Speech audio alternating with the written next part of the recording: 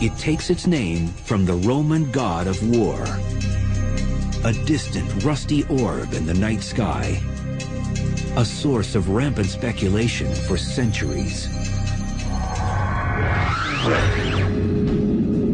Could it be home to a rival civilization? Is there really a face on its surface? This intriguing planetary neighbor still captivates us. And as both a potential base for future colonization and the keeper of 4 billion-year-old biological secrets, Mars, the red planet, may hold the keys to both our future and our past.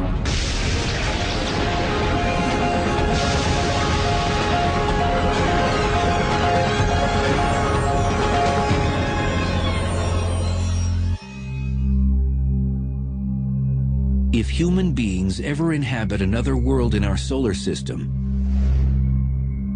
this is the most likely candidate. The red planet, Mars.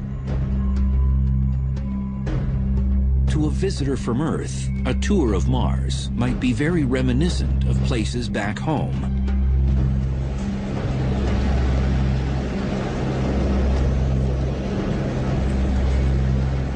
Places like Southern California's Mojave Desert,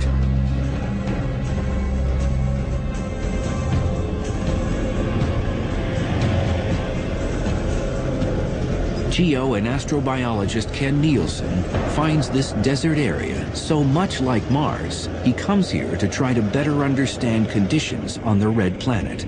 You travel around here in the dune buggy and you see features that look just like the dune features on Mars. If you go further and look in the background and see all of these red hills full of iron oxides that we see on Mars,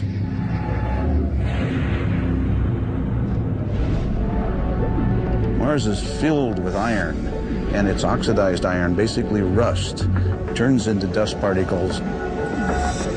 And in addition to the beautiful dunes, you have this red atmosphere, sometimes red all over the surface of the planet. Huge dust storms. They don't call it the red planet for nothing. But while much of the Martian terrain is similar to Earth, some geological features dwarf any of their kind on our home planet. A mountain named Olympus Mons, Latin for Mount Olympus, is the tallest known peak in the solar system. It's a now dormant volcano that rises 15 miles above the Martian surface. If you draw a picture of Olympus Mons and put it next to Mount Everest and the big island of Hawaii, even taken all the way down to the base of the ocean, they look like molehills compared with Olympus Mons on Mars. That mountain is so large, you could be on its slopes and you would not know that you're on the slope of a volcano because the base is so huge before you get to its summit. Yet, as awe-inspiring as the Martian surface appears, it is a brutal, inhospitable zone for human beings. 6 green board, 5, 4, 3, 2, 1, engine start, and liftoff of the Delta II rocket carrying the Spirit from Earth to planet Mars.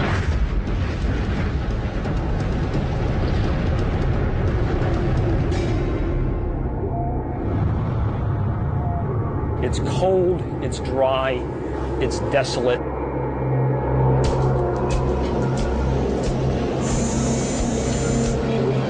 There are dust storms that can darken the skies for weeks or even months at a time. It goes down to 100 degrees below zero at night, every night. Compounding these cruel conditions is an atmosphere with no oxygen.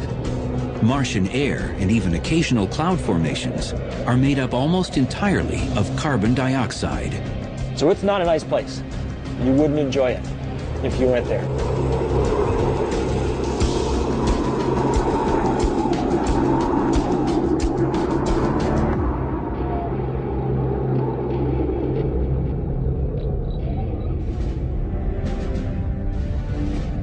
Mars is small relative to the Earth, only about half the size of our planet.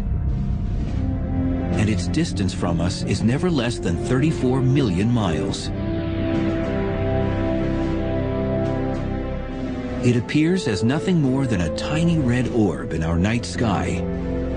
Even so, Mars has captivated humankind for centuries.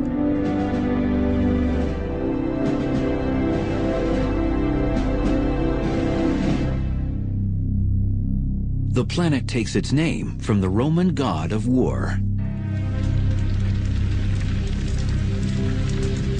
The Romans associated this distant world with hostility and unrest because of its blood-like color and because of its distinctive movement in the sky. Mars wanders. It doesn't do what the stars do.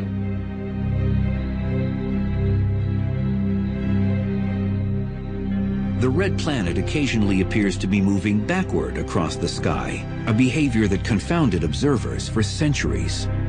But in 1514, close study of this planetary movement led Polish astronomer Nicholas Copernicus to a revolutionary understanding of the solar system.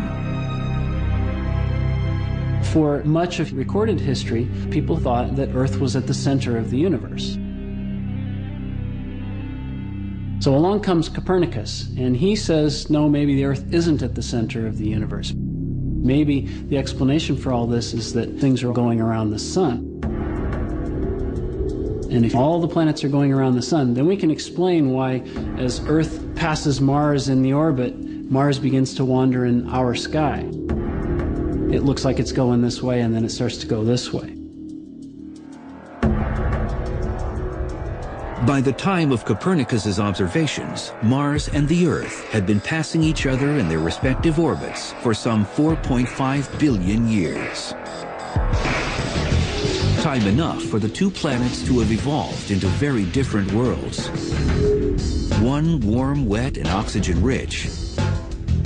The other cold, dry, and oxygen-depleted. Yet it's now believed that the differences weren't always so stark. Scientists today think that Mars was once warm enough for large amounts of liquid water to flow across its surface. When we look at Mars today in our best satellite images, they tell us the same message we heard with the first missions to Mars, and that is that there's no liquid water on the planet today. But there's virtually incontrovertible evidence that there was water there in the past. Everybody knows that when water flows through any sort of dirt, there are characteristic structures that are a function of that water running through. And when we look at the pictures of Mars, the satellite images, we see very similar structures leading us to the absolute conclusion that Mars was once far warmer and wetter than it is now. Mars, of course, is a harsh desert today. So what could have happened? What cosmic processes could have brought about such a dramatic transformation of the fourth planet from the Sun?